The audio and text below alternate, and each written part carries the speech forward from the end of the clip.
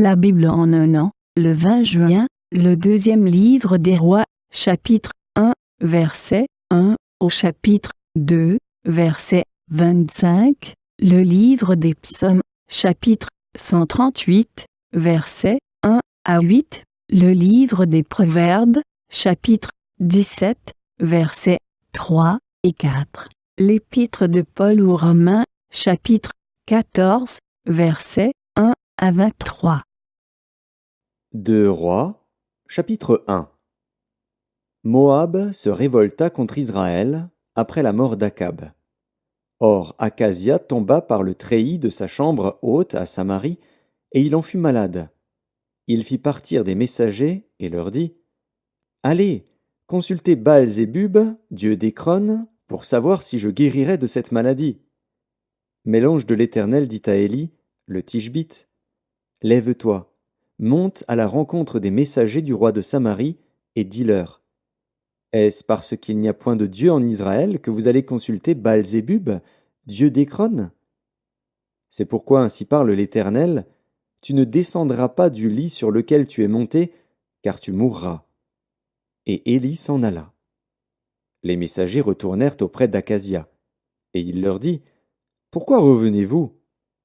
Ils lui répondirent: Un homme est monté à notre rencontre, et nous a dit: Allez, retournez vers le roi qui vous a envoyé, et dites-lui: Ainsi parle l'Éternel: Est-ce parce qu'il n'y a point de Dieu en Israël que tu envoies consulter Baal-Zébub, dieu d'Écron? C'est pourquoi tu ne descendras pas du lit sur lequel tu es monté, car tu mourras. Akazia leur dit: Quel air avait l'homme qui est monté à votre rencontre et qui vous a dit ces paroles? Ils lui répondirent: C'était un homme vêtu de poils et ayant une ceinture de cuir autour des reins. Et Akazia dit: C'est Élie, le Tishbite. Il envoya vers lui un chef de 50 avec ses 50 hommes. Ce chef monta auprès d'Élie, qui était assis sur le sommet de la montagne, et il lui dit: Homme de Dieu, le roi a dit: Descends. Élie répondit au chef de 50: Si je suis un homme de Dieu, que le feu descende du ciel et te consume, toi et tes 50 hommes. Et le feu descendit du ciel et le consuma, lui et ses 50 hommes. Akazia envoya de nouveau vers lui un autre chef de 50 avec ses 50 hommes. Ce chef prit la parole et dit à Élie: Homme de Dieu, ainsi a dit le roi, hâte-toi de descendre. Élie leur répondit: Si je suis un homme de Dieu, que le feu descende du ciel et te consume, toi et tes 50 hommes. Et le feu de Dieu descendit du ciel et le consuma, lui et ses 50 hommes. Akazia envoya de nouveau un troisième chef de 50 avec ses 50 hommes. Ce troisième chef de 50 monta, et à son arrivée, il fléchit les genoux devant Élie et lui dit en suppliant: Homme de Dieu, que ma vie, je te prie, et que la vie de ces 50 hommes, tes serviteurs, soit précieuse à tes yeux. Voici, le feu est descendu du ciel et a consumé les 2 premiers chefs de 50 et leurs 50 hommes, mais maintenant, que ma vie soit précieuse à tes yeux. L'ange de l'Éternel dit à Élie: Descends avec lui, n'aie aucune crainte de lui. Élie se leva et descendit avec lui vers le roi. Il lui dit: Ainsi parle l'Éternel, parce que tu as envoyé des messagers pour consulter Baal-Zébub, dieu d'Écron, comme s'il n'y avait en Israël point de Dieu dont on puisse consulter la parole, tu ne descendras pas du lit sur lequel tu es monté, car tu mourras. Akazia mourut, selon la parole de l'Éternel prononcée par Élie. Et Joram régna à sa place la seconde année de Joram, fils de Josaphat, roi de Juda, car il n'avait point de fils. Le reste des actions d'Akazia, et ce qu'il a fait, cela n'est-il pas écrit dans le livre des chroniques des rois d'Israël? 2 Rois, chapitre 2. Lorsque l'Éternel fit monter Élie au ciel dans un tourbillon, Élie partait de Gilgal avec Élisée. Élie dit à Élisée: Reste ici, je te prie, car l'Éternel m'envoie jusqu'à Béthel. Élisée répondit: L'Éternel est vivant et ton âme est vivante. Je ne te quitterai point. Et ils descendirent à Béthel. Les fils des prophètes qui étaient à Béthel sortirent vers Élisée et lui dirent: sais-tu que l'Éternel enlève aujourd'hui ton maître au-dessus de ta tête? Et il répondit, Je le sais aussi. Taisez-vous. Élie lui dit, Élisée, reste ici, je te prie, car l'Éternel m'envoie à Jéricho. Il répondit, L'Éternel est vivant et ton âme est vivante. Je ne te quitterai point. Et ils arrivèrent à Jéricho. Les fils des prophètes qui étaient à Jéricho s'approchèrent d'Élisée et lui dirent, Sais-tu que l'Éternel enlève aujourd'hui ton maître au-dessus de ta tête? Et il répondit, Je le sais aussi. Taisez-vous. Élie lui dit, Reste ici, je te prie, car l'Éternel m'envoie au Jourdain. Il répondit, L'Éternel est vivant et ton âme est vivante. Je ne te quitterai point. Et ils poursuivirent tous deux leur chemin. 50 hommes d'entre les fils des prophètes arrivèrent et s'arrêtèrent à distance vis-à-vis, et eux deux s'arrêtèrent au bord du Jourdain. Alors Élie prit son manteau, le roula, et en frappa les eaux, qui se partagèrent çà et là, et ils passèrent tous deux à sec. Lorsqu'ils eurent passé, Élie dit à Élisée, Demande ce que tu veux que je fasse pour toi, avant que je sois enlevé d'avec toi. Élisée répondit, Qu'il y ait sur moi, je te prie, une double portion de ton esprit. Élie dit, Tu demandes une chose difficile, mais si tu me vois pendant que je serai enlevé d'avec toi, cela t'arrivera ainsi. Sinon, cela n'arrivera pas. Comme il continuait à marcher en parlant, voici, un char de feu et des chevaux de feu les séparèrent l'un de l'autre, et Élie monta au ciel dans un tourbillon. Élisée regardait et criait, Mon père! Mon père! Char d'Israël et sa cavalerie! Et il ne le vit plus. Saisissant alors ses vêtements, il les déchira en 2 morceaux, et il releva le manteau qu'Élie avait laissé tomber. Puis il retourna et s'arrêta au bord du Jourdain. Il prit le manteau qu'Élie avait laissé tomber, et il en frappa les eaux, et dit, Où est l'Éternel, le Dieu d'Élie? Lui aussi, il frappa les eaux, qui se partagèrent çà et là, et Élisée passa. Les fils des prophètes qui étaient à Jéricho, vis-à-vis, l'ayant vu, dirent, L'esprit d'Élie repose sur Élisée. Et ils allèrent à sa rencontre et se prosternèrent contre terre devant lui. Ils lui dirent, Voici, il y a parmi tes serviteurs 50 hommes vaillants. Veux-tu qu'ils aillent chercher ton maître?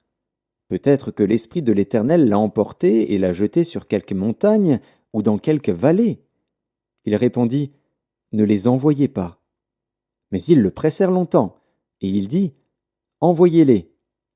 Ils envoyèrent les 50 hommes qui cherchèrent Élie pendant 3 jours et ne le trouvèrent point. Lorsqu'ils furent de retour auprès d'Élisée, qui était à Jéricho, il leur dit, Ne vous avais-je pas dit, n'allez pas? Les gens de la ville dirent à Élisée, Voici, le séjour de la ville est bon, comme le voit mon Seigneur. Mais les eaux sont mauvaises, et le pays est stérile. Il dit, Apportez-moi un plat neuf, et mettez-y du sel. Et ils le lui apportèrent. Il alla vers la source des eaux, et il y jeta du sel, et dit, Ainsi parle l'Éternel, J'assainis ces eaux, il n'en proviendra plus ni mort, ni stérilité. Et les eaux furent assainies, jusqu'à ce jour, selon la parole qu'Élisée avait prononcée. Il monta de là à Béthel. Et comme il cheminait à la montée, des petits garçons sortirent de la ville et se moquèrent de lui. Ils lui disaient, Monte, chauve, monte, chauve.